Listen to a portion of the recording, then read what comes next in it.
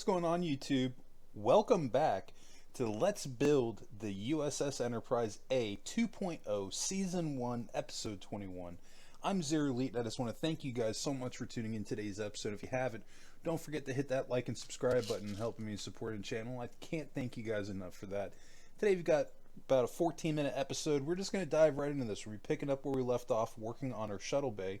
So without further ado, let's kick back, relax, and we're going to dive right into this. We're making just a couple of adjustments to the shuttle bay today. We're not going to actually spend a ton of time working on her, and then we'll be shifting gears to the nacelles, the engines, and then we'll work on that for just a bit, and then we'll move on to the saucer section and wrap up today's episode with that.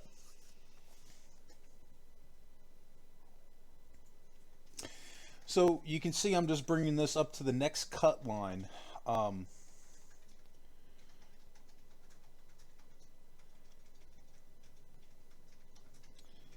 I should rephrase. If you look at the ship from the side, it's matching this whole, this whole row right here. But I talked about this before. What's messing this up is that when you're looking at the ship from the side, the shuttle bay right here is basically, it's protruding out, and it should be flush with the sides of the nacelles, or excuse me, the sides of the pylons. It should be flush. It should not be anything protruding out. So that's why right now this does not look right.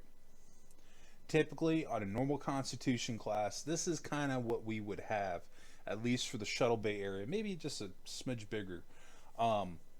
But again, you know, it's not working because it's not matching that pattern. But you guys want to make sure to follow these steps with me. This way we're all just caught up and on the same page. So now this row that I just added, the single row, I'm bringing that out to the next cut line that matches up with the pylons.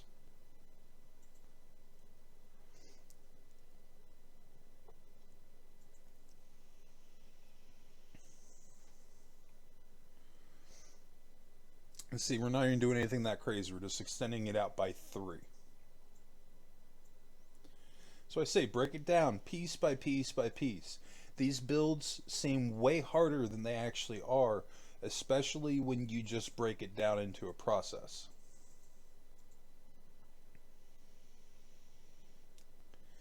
So I'm still in denial at this point. I think somehow I can make this work. But I've already spoiled it for you guys and told you essentially what we're going to have to do here to make it all work. And to be honest, there's actually one of two things that we could do.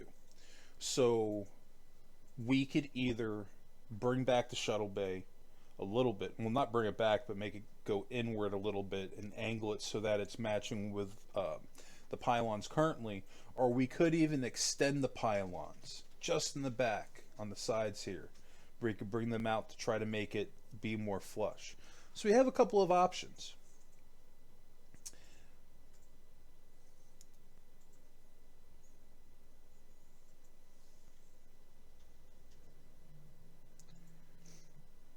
Now see, in what I'm doing right now, I'm having the shuttle bay arch forward, because what I have in my mind right now is that I'm basically thinking of an original Constitution class refit, and that is not going to work for the Enterprise A and the Star Trek Beyond timeline.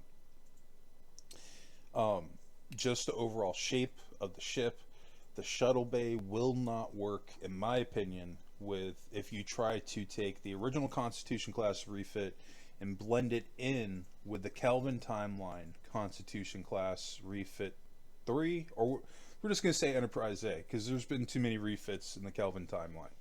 But the point is, if you take the original Constitution refit that Shatner had to the Enterprise A from the Kelvin timeline and try to put that shuttle bay in between these pylons, it's just not going to work.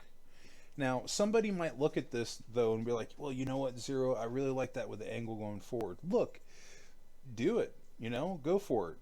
That's the best thing about these builds. They're completely customizable, and you can do whatever to your heart's content. As long as you're happy, that's really the only thing that matters here. I'm going to be honest, I'm not feeling at all what we're doing with these half slabs. I'm trying to make something that is going with a pattern, but it's not working. It's not working, not even one little bit. Really what I would need to do here, if this is what I was going to do, is I would have to essentially build out the majority of the top portion of the shuttle bay again with half slabs. I've had one or two people point out that they prefer the outside of the shuttle bay area on my original Constitution class refit that I did for the Kelvin timeline, because I used half slabs. This time I used full blocks. I wanted to challenge myself to see if I could do it, but I don't think the full blocks really make that much of a difference. But these half slabs, the way I got like that, is not working. No bueno.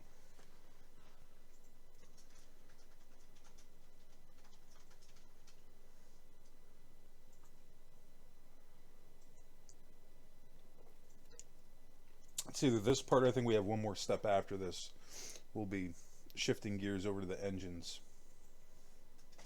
Because, again, going back to one of my rules. Well, I haven't made it a rule, but it's going to be a rule now, officially. When you start spinning your tires too much, that is the best time to walk away from something specifically. And just to get into it for a second, for what I mean by spinning your tires, you're just building. It's not coming out the way that you want it to, no matter what you do. Put the controller down and take a break, or move on to a different section of the ship.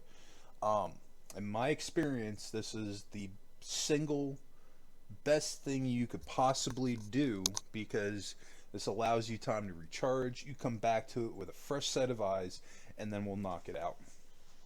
But maybe start thinking about what we can do on that shuttle bay.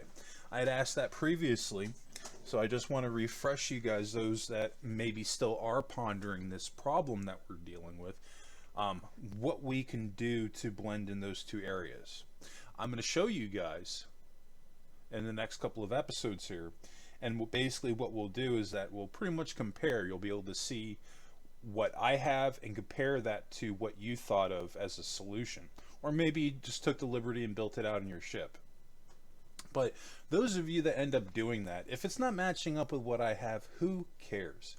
I intentionally built my Enterprise D rebuild with just basically listening to the steps in the tutorial series. And I did this for a reason, because I remember a lot of what I did off the top of my head, but not everything. And that's why I'm watching the series, because I want to be able to have access to what you guys are seeing when you're building it. Because basically what I'm doing is what I recommend, is taking the gust of what I'm telling you guys to do. And if I don't point it out in the Enterprise D, you guys are never going to notice the areas where I strayed off from the tutorial series. So what I'm trying to get at here is that your build doesn't have to match what I have here, one block for one block. A single block is not going to ruin your entire build. It's just not going to do it. Now, if you're having a ton of problems and you're just not able to follow along, it may be a good idea to start with a smaller build and work your way up to building something bigger. And that's not even a knock. The reason I'm suggesting this, and think of it like this: when you build smaller, the turnaround time to fix a mistake is much shorter in comparison to when you're working on a much larger scale build. I can't stress this enough, and some people will probably get tired of hearing about the things I constantly go over, but maybe everybody doesn't get a chance to hear these things, and this is why I keep bringing them up. But I wish that somebody told me when I first started building ships on Minecraft, hey, go small. Work your way up to building your Enterprise. We'll get there.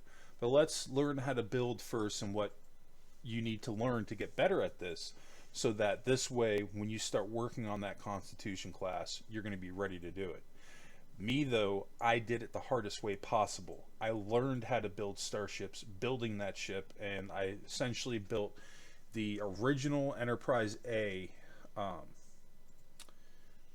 slash 2009 Enterprise. Some people don't know that those are technically the same ships. I just refitted the 2009 into the Enterprise A, my first go around on it. But that's 5 attempts of trial and error, learning how to do different things. Eventually learning how to incorporate the pixel circle generator so I can get perfect circles. Learning how to do my corridors by reviewing blueprints for these ships to get a little bit more organized. There's so many different things that you don't even stop to think of. You know what I mean? So all I'm trying to tell you is I'm not trying to discourage anybody. I'm just saying that if you're new to shipbuilding, trust me, start off small, because it's going to do nothing but help you, so that this way when you are ready to build a ship of this size, you'll be fully prepared for it. So you can see that we just did a tiny bit of work on our nacelles. We're doing a little bit of work on our the bridge area. But still, even looking at the bridge from the front, like, it's still, I'm hoping that you guys are seeing what I'm seeing. Like, I don't know, to me the bridge is not, it's not looking perfect. I don't know why, but these 2 extra rows right here, the row of 2, is tripping it up for me.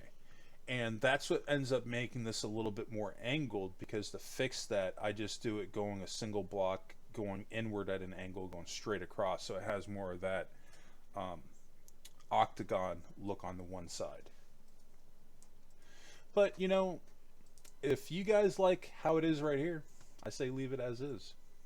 This is why I try to show you guys all of my variations that I'm doing, and show everything step by step, because there's a lot of changes, you know, that I make to these ships as I'm working on them.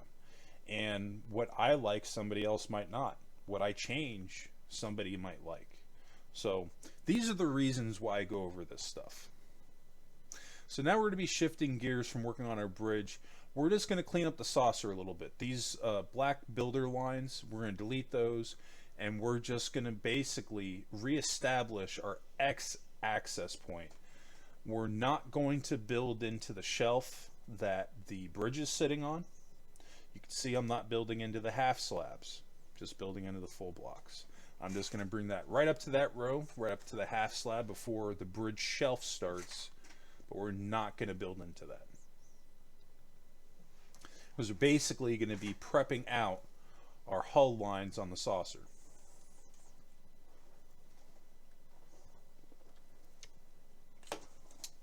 It's not looking too bad.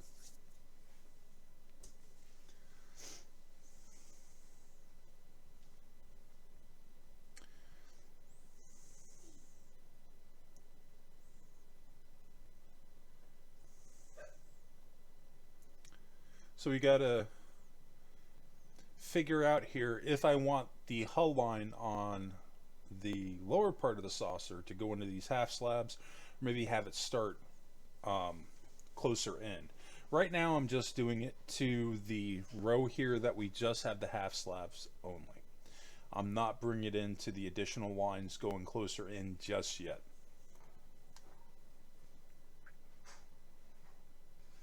We're going to come across these from time to time as we're going through these tutorials, where some episodes will feel more like cleanup work and making slight adjustments, and it's not necessarily intended that way. It's just kind of how things end up lining up from when I was recording to putting these episodes together, because I try where I can to not overstay my welcome. I don't like doing 20-minute videos. I like to keep it below 20 minutes if I can help it, because it's hard to keep people's attention span on YouTube. You know, my analytics show me that people only typically end up hanging around for like half of my videos. So this is why you guys see me a lot of the times. I'm not trying to cut corners, but I'm trying to figure out more efficient ways that I can build these out quicker for you guys. so I can keep the attention span of the people that aren't sticking around to watch the full tutorial episode to actually build this thing. But with that being said, I've rambled on enough for today's episode. I think that's going to do it for us today. If you guys did enjoy this content, help me out. Hit that like and subscribe button. Help me in supporting the channel. Drop a comment below. All these things help my channel grow. Really, the main thing right now, if you guys can help, I need watch hours and views. So if you guys have time, please, maybe it's a Sunday and you're not using your computer, throw on one of my tutorials. Pull up the playlist and just let it ride out. All these things really help my channel to grow, and if you take the time to do that, I can't thank you enough for that. But anyway, that's going to do it for me today. I just want to thank everybody again for tuning in, and I hope everyone has a happy and safe week, and I'll catch you in the next episode. And of course, what did you make in Minecraft today? Post your photos in the Discord.